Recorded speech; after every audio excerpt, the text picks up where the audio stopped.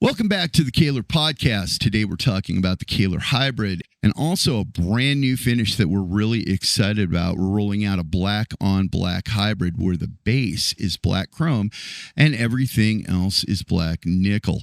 For players who know our professional series, think about the Kerry King signature tremolo. That's a two-tone with Black Krome and gunmetal gray.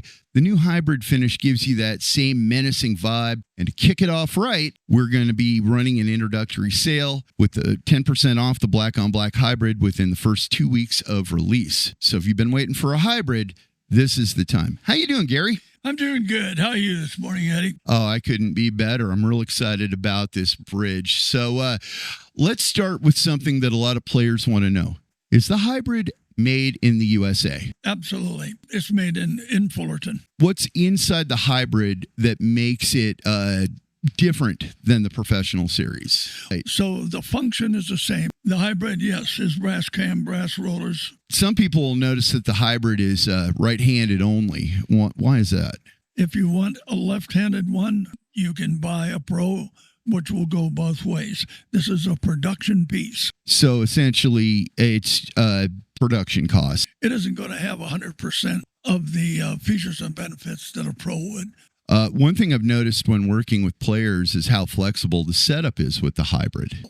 The setup, again, is the same with all cam bridges. The way you adjust the inclination, the way the cam operates, all of it is the same as it's always been. Yeah, and we can have it fully floating, dive only, or fixed. Although we don't really recommend dive only because of that screw that it could bend eventually, right? No, I don't know who would want to dive only. If you want to dive only, do what you got to do. All I can tell you is that this is a tremolo that goes both ways, always has been.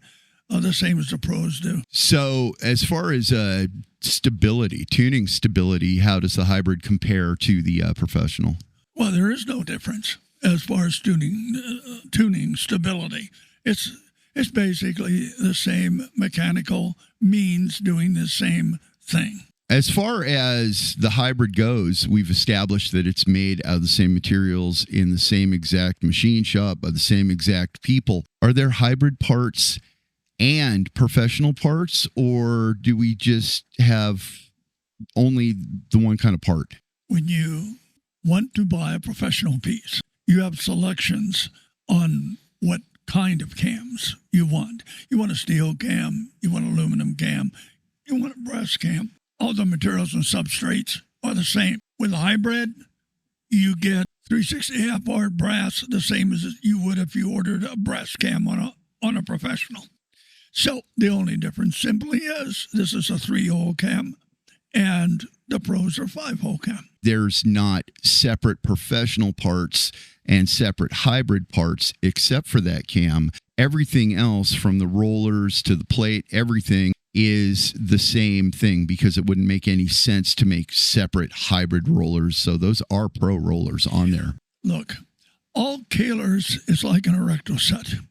We make them all the same. The only difference here is that we make them in larger quantities, and we make them with a 3-hole cam, and we're trying to get it to you at a less expensive price.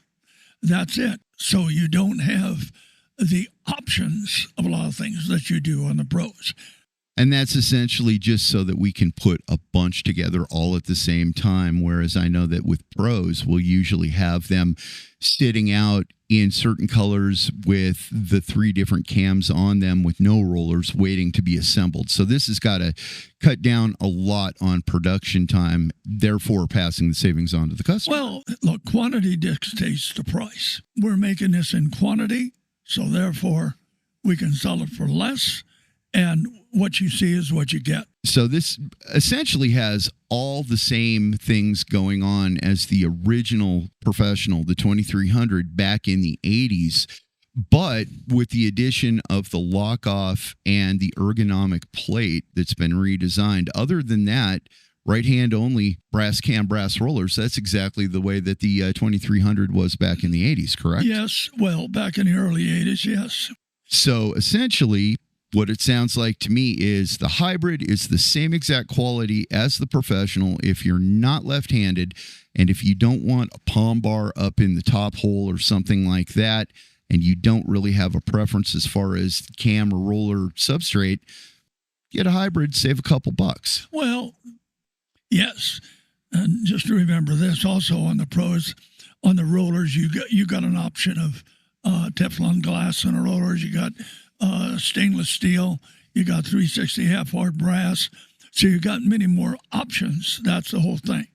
And when you have many more options, you have to have somebody that's going to make that happen. And that costs money. It's as simple as that. Unlike other bridges, I use the hybrid and the professional all the time. I have absolutely no issue putting a hybrid on one of my guitars because it is so good. I'm excited to build 2 guitars around this bridge because this new color scheme is so pretty. Well, if we're going to talk about a color scheme, then the reason that we have bright nickel as the inter parts and that the main plate, in other words, the mounting plate, is black chrome, is because the people that want black looking black, well, then you want that black plate right on black. However, if you look at it in different ways with a black nickel, it actually, you can see chromium, bright chrome in there because the nickel shows through. So many people put this on a guitar, which is all bright chrome, because they kind of like the difference of the black plate, but the black nickel shines off like almost chrome when the light hits it right. So it's kind of a dimensional. The color is very dimensional. People like that. I really like that about that bridge too, and I in fact found bodies that have a chameleon flip-flop paint to where as the light changes, the color of the body of the guitar will change and the color of the bridge will change too. It's going to be really cool. I don't want to bypass either that this has all the features of the mechanics of the Pro as well. You got the same fine tuning basically. It's got the lock off in the back so it can be fixed. 6-way adjustable saddles the same way. And a clutch for the arm as well. And you have your spring adjustment from the top, just like the Pros do.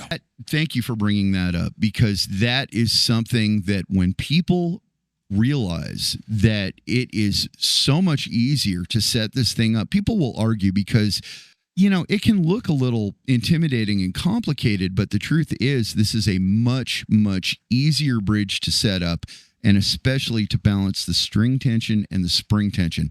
I don't know of any fully floating bridge that's easier to set up. It's one screw from the top.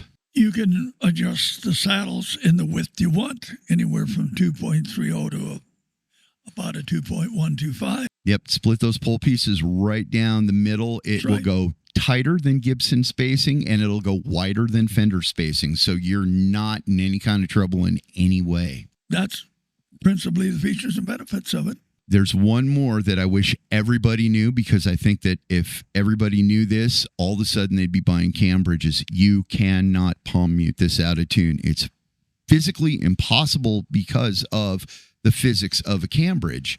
You cannot palm mute it out of tune. You can with every floating fulcrum there is out there. I agree. And it was meant to be that way, because that was an issue clear back in the 80s, believe it or not. And believe me, I made as many fulcrum bridges as anybody until we came up with the cam bridge with Mr. Story. And that was a big issue with Dave Story. You know, you can palm, doesn't make a difference. And that's very important. Yeah, that's something that most people don't know, is that Kahler actually started out as the brass factory making high-quality things for Fender, Charvel, which later turned into Charvel Jackson, BC Rich, all these other things. And you were making fulcrums that were not only cutting edge, but fulcrums that even those 70s designs are still better than what most people get today. Well, the big thing we wanted to get to was fine-tuning. That wasn't even heard of clear back when. But we were the first to come out with that. That's what was important. And I wanted to get something, a tremolo, that was different, did different things, that would reel that string out and pull a string back without losing the witness point, without having the string go completely off of the saddle. Here, we're reeling it out and pulling it back. You'll always hear that roar. One last thing, the routing for this is very minimal.